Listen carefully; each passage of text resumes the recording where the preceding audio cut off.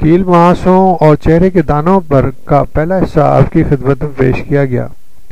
اس میں ہم آپ کو بتا رہے تھے کہ ان محاسوں کو نوچنا اور توڑنا نہیں چاہیے، کیونکہ یہ جو ہے مزید انفیکشن پیدا ہو جاتا ہے، جن کے ذریعے ان چہرے پہ نشانات اور مزید زیادہ ہو سکتے ہیں، جن سے اکثریت دانوں کی جن میں نظر آتے ہیں ان میں اکثریت لڑکیوں کی ہے، تو اس کی دخل اندازی سے چہرے پہ سیاہ نشانات کی بھرپور ہو جاتی ہے۔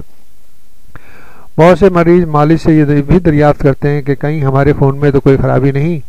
اس سلسلے میں عرض ہے کہ خون کی خرابی کا کیل محاسوں سے کوئی تعلق نہیں۔ بہت سے مریض ان دانوں کے علاج کے لیے خون صاف کرنے والی مختلف ادویہ کا استعمال بھی کرتے ہیں، مگر ان کا استعمال کا کوئی جواز نہیں۔ البتہ کچھ ادویہ دانوں میں اضافے کا سبب بھی بنتی ہیں۔ مثلا کھانسی کا شربت طویل عرصے تک اگر پیا جائے تو وہ اسٹیرائڈز وغیرہ کے استعمال سے بھی دانے نکلتے ہیں۔ برومائڈ اور آیوڈائڈ جو کہ کھانسی کے شربت میں عموماً موجود ہوتے ہیں، دانہ بننے کا سبب بن سکتے ہیں۔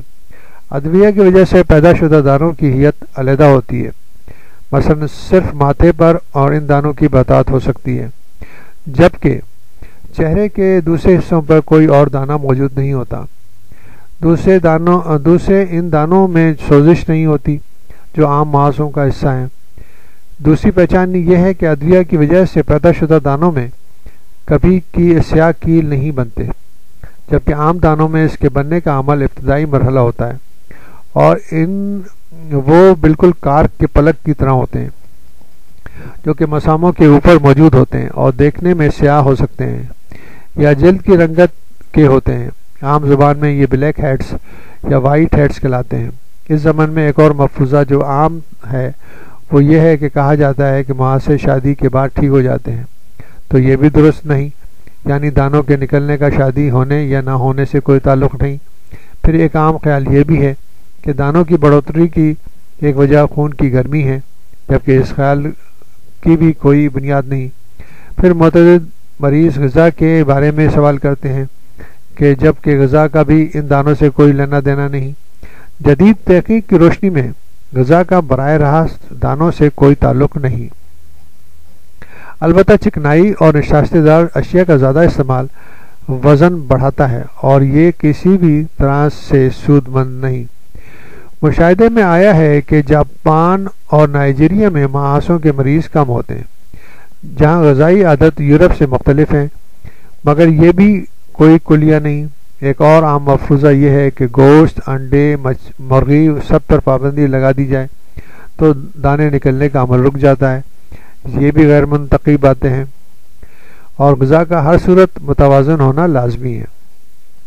محاسے یا دانوں کی تعداد میں پسینے کی ذاتی گرم مرطوب آب و ہوا گھٹن زدہ ماحول کے سبب اضافہ ہو جاتا ہے۔ یہ جان کر شاید بیشتر افراد کو تعجب ہوگا کہ کیل محاسے ضروری نہیں کہ صرف چہرے پر ہی نکلیں، بلکہ گردن، پیٹھ اور چھاتی پر بھی نکل سکتے ہیں۔ اکثر دیکھا گیا ہے کہ چہرے پر ایک بھی دانہ نہیں ہوتا، مگر پیٹھ اور سینے پہ بے شمار دانوں سے بھرا ہوا ہوتا ہے۔ یہ بھی محاسوں کی ایک قسم ہے، اور اس کا علاج کسی قدر دقت طلب اور مشکل ہے، مگر ناممکن نہیں۔ چہرے کے دانوں کے ساتھ چکنی جلد اور سر کی خشکی بھی عام ہے۔ کبھی کبھی دانے ٹھیک ہونے کے بعد گہرے اندر مالی داغ کے بجائے ابھرے ہوئے اندمالی داغ میں تبدیل ہو جاتے ہیں، جو زیادہ تر سینے اور پشت پر بنتے ہیں۔ ان پر جلد کے سطح کافی اوپر کو ابھر آتی ہے اور جسامت بھی پھیل کر بڑی ہوتی جاتی ہے۔ انہیں کیلوائڈ کہتے ہیں۔ دیکھنے میں یہ آپریشن کے بعد بننے والے ٹانکوں کے نشانات سے مشابہ ہوتے ہیں۔ چند افراد میں پیپ والے دانے بغل میں بھی نکل آتے ہیں اور بڑے بڑے گھاؤ بن کر آپس میں مل جاتے ہیں۔ یہ بھی محاسوں کی ایک قسم ہے۔ کچھ خواتین میں دانوں کی نوعیت اگرچہ معمولی ہوتی ہے، مگر وہ عادتاً انہیں نوچتی اور دباتی رہتی ہیں، جس کی وجہ سے چہرے پہ بننے والے نشانات آپس میں غلط ملت ہو کر نہایت بدنمائی کا باعث بن جاتے ہیں۔ کچھ افراد جنہیں اپنے پیشے کے لحاظ سے مختلف تیل نما چکنے کیمیائی اجزاء سے واسطہ پڑتا ہے، ان میں بھی دانے چہرے کے علاوہ ہاتھوں پیروں پر بھی ہوتے ہیں۔ اس کے علاوہ کوئی کاسمیٹک محاسے پیدا کرنے کا سبب ہے، ان میں فیشل مساج، مختلف فاؤنڈیشن، چکنی کریموں کا استعمال شامل ہے۔ سادہ سی وجہ یہ ہے کہ ان کے سبب جلد کے مسامات بند ہو جاتے ہیں اور سیبم یا چکنا مادہ باہر خارج نہیں ہو پاتا، اندر ہی اندر جمع ہو کر کیل اور پھنسیوں کی شکل اختیار کر لیتا ہے۔ محاسوں اور دانوں کی تشخیص اگرچہ آسان ہے، مگر کچھ دوسری کیفیات بھی ذہن میں رکھنی چاہیے جو دیکھنے میں کافی حد تک محاسوں سے مشابہ رکھتی ہیں، لیکن دراصل وہ عام محاسے نہیں اور اس لحاظ سے ان کا علاج بھی مختلف ہے۔ ان کیفیات میں سر فہرست روزیشیا ہے۔ یہ ایک ایسی بیماری ہے جو درمیانی عمر کے افراد میں پائی جاتی ہے۔ چہرے پہ سرخی نمایاں ہوتی ہے، اس میں کیل اور گٹھلیاں بالکل نہیں ہوتی، اندمالی داغ بھی نہیں بنتے، بس اکثر خواتین کے دہانے کے آس پاس ایگزیما سے ملتے جلتے ہوتے ہیں۔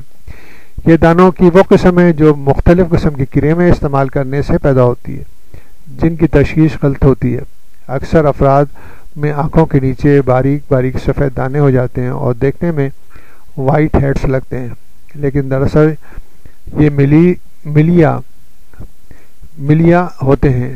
کبھی کبھی چہرے پر باریک مسوں کی طرح دھبے بھی ہو جاتے ہیں جو سادہ وارٹس کہلاتے ہیں۔ یہ دانوں سے مماثلت رکھتے ہیں یا پھر چھوٹے چھوٹے موتی کی طرح سفید دانے پائے جاتے ہیں، جو کہ نوجوانوں اور یا پھر بچوں میں خاص طور پر دیکھے جا سکتے ہیں۔ تو ان کی اچانک نکل آنے سے یہ دونوں کیفیتیں وائرس کی وجہ سے ہوتی ہیں اور اس کا علاج بھی مختلف ہوتا ہے۔